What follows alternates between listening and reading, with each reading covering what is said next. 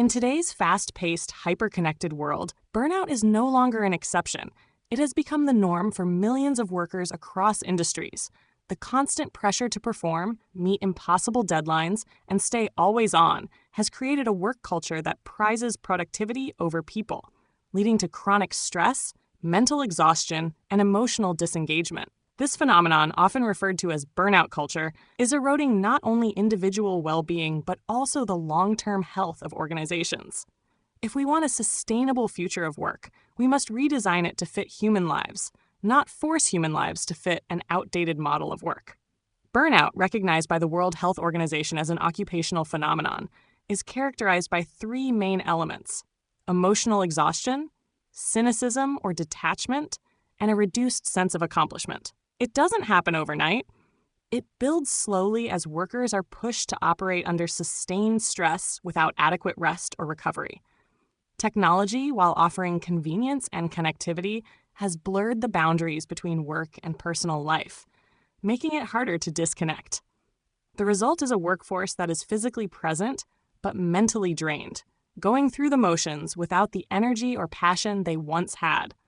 The roots of burnout culture run deep. Decades of corporate ideology have equated long hours with dedication, creating an environment where overwork is rewarded and rest is seen as laziness. In many industries, the idea of being always available has become the default, with emails, messages, and calls extending well beyond the traditional workday. Global competition, economic uncertainty, and rising costs of living have compounded the problem, as employees feel they must give more and more just to keep their jobs or advance in their careers. The consequences are severe. Burnout not only takes a toll on mental health, leading to anxiety, depression, and emotional instability, but it also has physical consequences: chronic fatigue, insomnia, heart problems, and weakened immune systems. For organizations, burnout results in decreased productivity, higher turnover, more sick days, and a disengaged workforce. The human and financial costs are staggering, yet many workplaces still treat burnout as an individual problem rather than a systemic one. Addressing burnout culture requires more than telling employees to practice self-care or take a day off. While personal resilience strategies are helpful, they cannot solve a problem rooted in work design, leadership expectations, and corporate priorities. The solution begins with reimagining the very structure of work to prioritize human needs alongside organizational goals. First, companies must acknowledge that rest is not the enemy of productivity. It is essential to it. Encouraging regular breaks, enforcing reasonable working hours, and ensuring employees take their vacations can lead to better performance and creativity in the long run. Leaders should model this behavior themselves, signaling that balance is valued and achievable.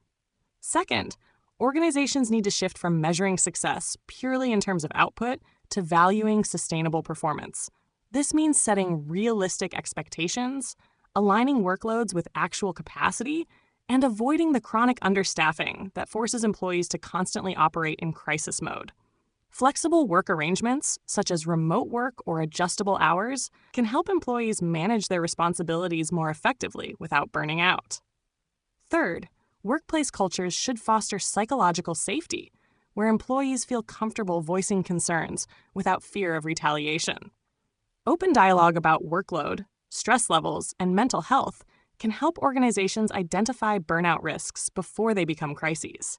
This also involves training managers to recognize early signs of burnout and respond with empathy and practical solutions.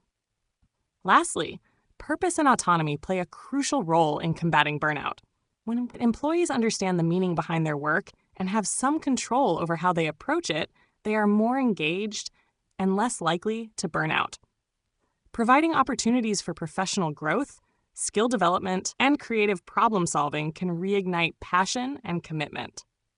On a societal level, governments and policymakers can help reduce burnout culture by enforcing labor protections, limiting excessive overtime, and promoting mental health initiatives. The shift to a 4-day workweek, trialed in several countries, has shown promising results in improving well-being without sacrificing productivity. Investing in mental health services and making them accessible to all workers is another critical step. Burnout culture is not inevitable. It is the result of deliberate choices about how we structure work and measure success. We have the tools and knowledge to build a more humane system, one where productivity and well-being are not in conflict, but work in harmony. The future of work should be one where human lives are respected, where employees are energized rather than depleted, and where organizations thrive because their people do too. It's time to leave behind the outdated notion that constant hustle equals value. Instead, let's design work environments that honor our physical limits, respect our mental health, and recognize that true success is measured not just by profits or output, but by the quality of the lives we lead.